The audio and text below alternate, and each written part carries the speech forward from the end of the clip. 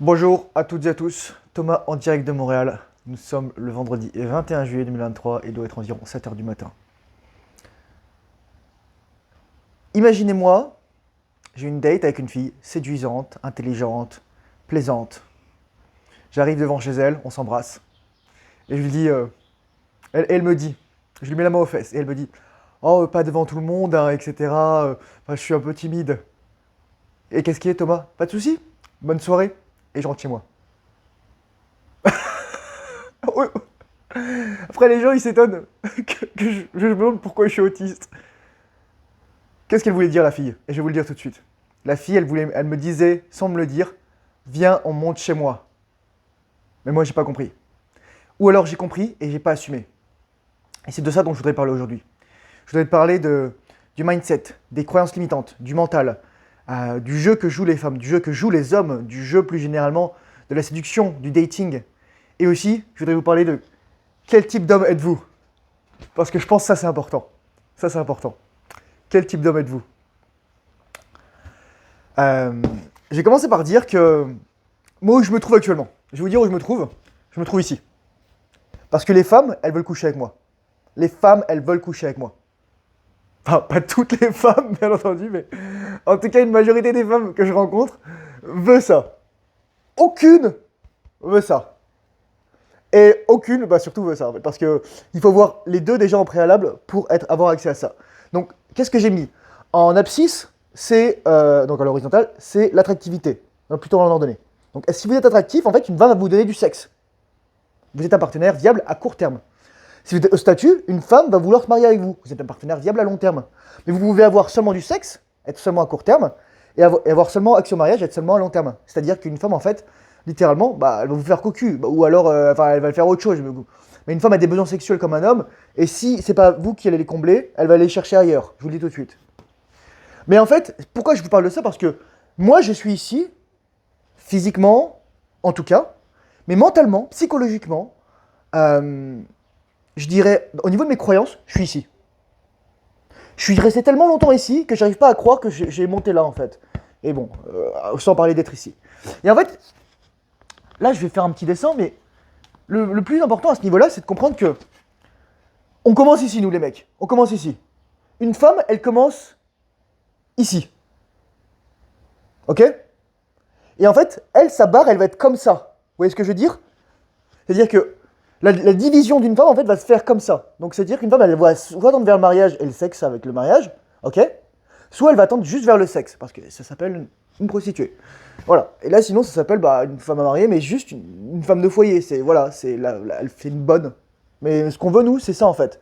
Donc, ce qui est important pour une femme, c'est d'aller par là. Mais nous, pour les hommes, on commence ici. Hop.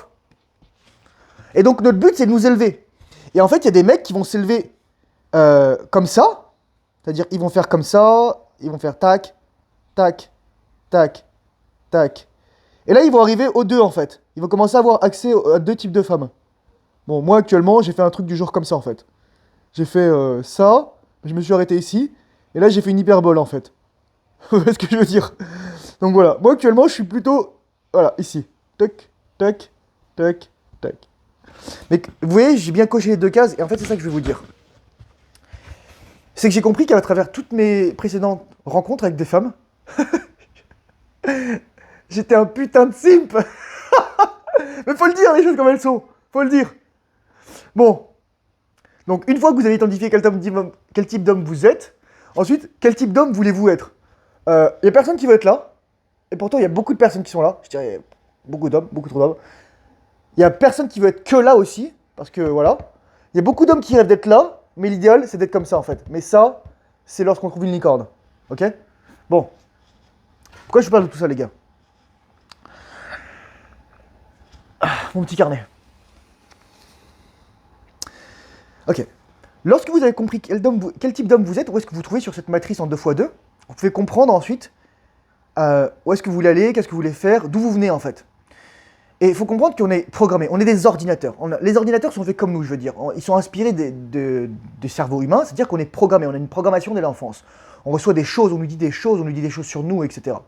Mais ce qu'il faut comprendre, c'est que lorsqu'on nous dit des choses, c'est pas à propos de nous qu'on nous les dit, c'est les personnes qui en parlent, qui le disent à propos d'eux-mêmes. Et nous, on l'intègre, on le dit par exemple, t'es bon à rien. En fait, la personne, elle dit, je suis bon à rien. Mais nous, on va dire, ah, maintenant, ah, c'est moi qui suis bon à rien. Ou je peux rien faire. En fait, on intègre ces croyances limitantes et on ne comprend pas pourquoi, finalement, on s'auto-sabote autant dans notre vie adulte. Parce que moi, c'est ce qui s'est passé. C'est ce qui s'est passé, en fait. Je pourrais vous citer des tonnes d'exemples, mais je l'ai compris maintenant. Je l'ai compris. Je vais vous balancer toute la sauce, quoi. Les croyances limitantes, en fait, c'est la rétention séminale qui va vous permettre de les voir, d'y être confronté, et éventuellement de les changer. Parce que si vous ne les changez pas, vous allez stagner, et éventuellement vous allez relapse, vous allez rechuter. Lorsque vous êtes en rétention séminale, ce qui se passe, c'est que vous n'avez pas le choix de devenir meilleur. En fait, vous serez confronté, vous n'avez pas d'échappatoire. Moi, j'ai pas de sucre, j'ai pas de bouffe, j'ai pas d'alcool, j'ai pas de sexe, j'ai pas d'éjaculation, j'ai pas de jeux vidéo, j'ai pas de weed, j'ai pas de porno. Je veux dire, je peux méditer, lire, respirer et dormir. Voilà. D'ailleurs, je suis fatigué là. Je suis vraiment fatigué. Donc, ça limite en fait les options. Et donc, vous êtes finalement obligé d'aller tête baissée là-dedans, quoi. Donc, une fois que vous avez compris vos programmations, le but c'est de les changer. Donc, vous pouvez le faire à travers le monologue intérieur positif. Vous pouvez le travailler aussi avec prise de conscience, travailler avec un thérapeute, comprendre les expériences, comprendre le décalage qu'il y a entre ce que vous pensez et finalement avec qui vous êtes et ce que vous représentez. Parce que moi, il y a des femmes littéralement qui m'écrivent juste sur mon physique en fait, qui veulent. Vous savez, l'emoji qui se cache les yeux comme ça là. Elle me dit waouh, comment tu fais pour avoir ces abdominaux comme ça? Je fais. Tu peux me parler d'autre chose que mon corps? Mais en fait, lorsque vous êtes à ce point en tant qu'homme, vous comprenez que les femmes ont autant, sinon plus, de besoins sexuels que les hommes, mais elles ne peuvent pas les exprimer de la même façon. À part une certaine partie des femmes qui ont une part masculine plus importante, qui vont littéralement vous sauter dessus, vous embrasser, ou voilà quoi. Moi, ça m'est déjà arrivé. Et je peux vous dire que les gars, vous vous rendez. C'est impressionnant! C'est impressionnant! Mais en fait, vous passez d'un. C'est dur d'échanger parce que vous avez toujours été privé de ça, et vous passez d'un mindset de manque, de scarcity, à en fait une abondance. Mais vous n'avez pas encore le mindset, en fait, il y a encore un décalage. Et c'est ce décalage auquel vous êtes mis face à face grâce à la rétention séminale. Et la rétention séminale va vous dire, ok, maintenant Thomas, ça va être l'heure de changer tes croyances sur toi-même. Parce que les croyances, c'est quoi en fait? C'est juste des pensées qu'on répète. Comme finalement les habitudes, c'est juste des actions qu'on répète. Ok? Les croyances, c'est des pensées habituelles. C'est des patterns mentaux habituels. C'est des schémas mentaux répétitifs. Ça fait beaucoup d'un coup. Donc, la rétention séminale, comment on va s'en servir? La rétention séminale, elle ne résout pas tous les problèmes. Il y a quelqu'un qui me disait, oh, la rétention séminale, elle résout tous les problèmes, etc. Je fais, non, c'est pas la panacée. Enfin, il me reprochait de dire ça. Je fais, non, c'est juste que ça vous donne l'énergie et le contexte pour vous améliorer. Et ça, c'est fondamental. C'est fondamental parce que finalement, on est tellement habitué à être médiocre. Cette société nous habitue à la médiocrité, en fait. En fait, pour être attractif, il faut s'améliorer. Il faut s'améliorer à la fois sur le plan physique, tellement plus important. Si vous changez le plan physique, vous activez le plan mental parce que sur le plan physique, vous avez le plus de levier. Ensuite, vous faites attention à votre diète autant physique que mentale. C'est-à-dire, qu'est-ce que je mange? Qu'est-ce que je bois? Quel supplément je prends? Est-ce que je m'expose au soleil? Mental, qu'est-ce que je mets dans ma tête? Est-ce que je mate des boutis sur Instagram? Est-ce que je regarde des vidéos qui font aucun sens? Est-ce que je regarde des mimes? Est-ce que je regarde des shorts? Est-ce que je regarde TikTok? Ensuite, vous faites le travail, vous élevez surtout financièrement. Vous acquérez la confiance, en fait, là. Surtout, le plus important, en fait, pour jamais être un sim pour les femmes, c'est avoir un purpose, une mission de vie, un objectif, un truc qui vous dépasse. Et moi, actuellement, c'est ça, en fait, auquel je me suis rattaché. Et là, je vois la différence de mindset que j'ai avec les femmes. En fait, je me dis, est-ce que ça vaut la peine que je prenne du temps à penser à une femme lorsque j'ai tellement de choses à faire et à accomplir sur cette terre? La réponse, elle est évidente. C'est une question rhétorique. Mais plus généralement aussi, avec ces échecs qui sont des leçons, vous les transformez en leçons. Et vous comprenez le game. Vous n'êtes plus en train de blâmer les femmes, vous n'êtes plus en mode victime. Moi, non. Là, je repense à mes dates, mais les meufs, en fait, écoutez bien ce que je vais vous dire parce que c'est tellement important ce que je vais vous dire. Une femme, elle vous parlera jamais de quelque chose auquel elle n'a pas pensé. Qu'est-ce que je veux dire? Si elle vous dit, ah, mais on va pas s'embrasser, ou on va se faire la bise, elle veut que vous l'embrassiez. Et je rigole même pas en vous disant ça. En fait, c'est un test pour votre frame, c'est un test pour votre masculinité. Est-ce que vous allez juste l'écouter et donc elle prend le pouvoir, c'est de la compliance, c'est-à-dire que vous pliez à ses désirs ou à ses injonctions, ou alors vous êtes un mâle dominant. Et attention, par mâle dominant, je ne vais pas dire un mâle qui domine les autres, non, un mâle qui domine sa vie, qui sait ce qu'il veut dans la vie, qui est capable d'aller le chercher, tout en respectant les boundaries, mais qui comprend le game en fait. Et les femmes féminines, elles vont jamais vous dire embrasse-moi, elles vont dire je sais pas si c'est bien qu'on s'embrasse ou. Non, elles vont plutôt vous dire. Elles, elles vont fermer leur gueule en fait parfois. Elles vont attendre que ce soit vous qui fassiez le premier pas. Mais par exemple, une femme qui vous dit on va pas coucher le premier soir. Les gars, elle vous dirait pas ça si elle avait penché à coucher le premier soir avec vous. Comprenez bien ça. Comprenez bien ça. Et si vous êtes pas habitué à comprendre comment les femmes fonctionnent, et surtout à prendre les devants, bah vous allez faire ok, bonne soirée, et elle vous voit plus jamais. Mais c'est ça en fait. C'est pour ça que je vous parle des croyances limitantes, parce que justement vous dites ah mais non, bah c'est sûr qu'elle veut pas qu'on couche le premier soir, parce que je suis pas un mec assez bien, faut que je travaille, etc. Faut que je travaille dur. Et ça, vos parents, ils ont dû vous le dire, ah ouais, faut que tu travailles dur pour gagner de l'argent, faut que tu travailles 40 ans, que tu as la retraite. Fuck! Fuck! Ça, c'est. Ils ont été matrixés, ils ont été endoctrinés, ils ont été brainwashed, on leur a lavé le cerveau. Ouais, c'est ça. Donc vous comprenez le game en fait. Et vous comprenez qu'en fait, les paroles d'une femme, elles veulent rien dire. Écoutez bien ce que je veux dire. Les paroles d'une femme ne veulent rien dire. Ce qui compte, c'est ses actions. Moi, il y a des femmes, littéralement, elles me disent on va pas s'embrasser. Elles ont les yeux semi-clos. Elles ont un petit sourire sur leur bouche. Ça veut pas dire j'ai pas envie que tu m'embrasses. Ça veut pas dire. Vous savez, elles sont comme ça. Une femme qui a les yeux mi-clos, c'est l'équivalent d'un mec qui a une érection.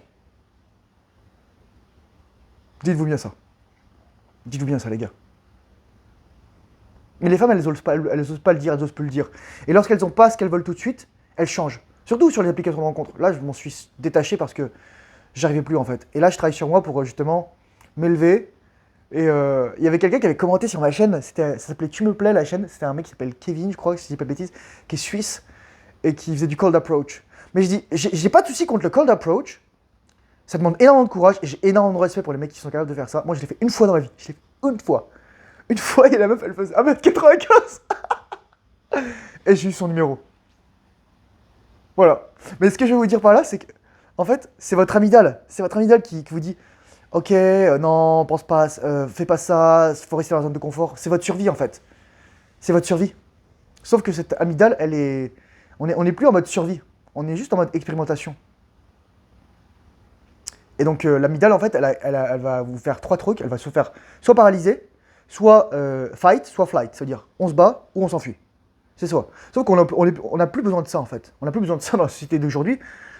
On a besoin de notre cortex préfrontal. Et c'est pour ça qu'on médite. C'est pour ça qu'on fait du travail d'affirmation positive. C'est pour ça qu'on fait du travail de recadrage des pensées. C'est pour ça qu'on fait tout ce travail aussi, de thérapie. Mais ce qui va guérir un homme, j'en discutais aussi, lorsqu'un homme fait une dépression, une dépression c'est quoi? C'est une différence de perception de la réalité et de la réalité qu'on vit. C'est-à-dire qu'on n'est pas là où on voudrait être, il y a un décalage. Mais qu'est-ce qui permet de pallier l'un, de relier les deux? C'est pas une thérapie, c'est pas qu'une thérapie en tout cas, c'est l'action. La joie de l'âme est dans l'action, disait Lyotet, citant Shakespeare. Car c'est ça en fait, c'est agir. Et moi je vous encourage à faire des choses qui vont vous sortir de votre zone de confort terriblement parce que c'est là que vous allez grandir. C'est les expériences qui vous marquent en fait. Je vous dis pas non plus de faire des choses insensées, mais je vous dis en fait incrémental éventuellement. C'est-à-dire petit à petit, surcharge progressive. Et par exemple, si vous voulez faire de l'approche à froid, le cold approach, moi ce que je vous conseille c'est de faire le travail sur vous déjà. C'est-à-dire, pas mater de pornographie, pas vous masturber, pas éjaculer, être en rétention séminale. Identifier le type de femme qui vous plaît. Savoir quoi dire, juste en fait avoir de la conversation. Et voir où ça vous mène en fait. Vous savez pas où ça va vous mener. Quelqu'un disait avoir cette old man vibe, cette vibration, cette fréquence en fait du vieux mec qui vous raconte ça. Ah, j'avais le même t-shirt avant il y a 50 ans. Ah oui, moi aussi j'ai fait l'armée. On s'en bat les couilles de ce qu'il dit. Mais il est juste content d'en parler. On est juste content de discuter avec lui en fait. Parce que les réseaux sociaux en fait ont tué le contact social et les femmes ont. Si vous allez voir une femme dans la rue, même si vous avez rien pour vous, vous êtes 1000 fois mieux qu'un mec qui est sur Tinder en train de la like. Infiniment. Parce que vous avez le courage d'aller la voir. Et même vous avez le courage de vous rejeter. Et c'est pas grave. Le rejet, en fait, et ça, je vais vous dire un truc. Le rejet, faut pas que vous le preniez personnellement. Le rejet, ça parle d'abord de la femme, et ça parle aussi de vous, mais pas directement. Ça parle de vos compétences, de votre niveau où vous en êtes dans la vie. Ça parle pas de votre essence. Ça parle éventuellement de votre identité, de votre statut, mais pas de votre essence. Donc faut pas le prendre personnellement en fait lorsque vous avez des échecs. Faut se dire ok, qu'est-ce que je peux faire pour m'améliorer? Parce que le dating, la conversation, les finances, les connaissances, c'est un skill en fait.